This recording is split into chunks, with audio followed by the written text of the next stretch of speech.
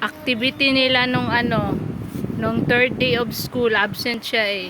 Hiningi ko kay teacher yung ginawa nila sa school. Nung pang third day, absent, kaya nagpunta kami sa ospital. May star na akong dalawa. Ay, marami. Bukas, balik na naman ulit ang bata. Ano kaya sasabihin niyan?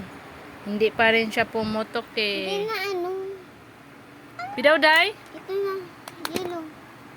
Ano ulit? Ulit! Malalaman bukas kung kailan yan anuhin. Ano? Hiwain. Hiwaan pala. Ang kanyang Hintay ka. bukol. Hintay ka naman. Ayusin na nang ikulay mo sunod dyan sa cake mo. Ano yung 5 niya? Ano ba yung 5 niya? Number 2, baliktad. Parang S. Tapos pangalan, wala pa. Ayusin mo yung kulay mo.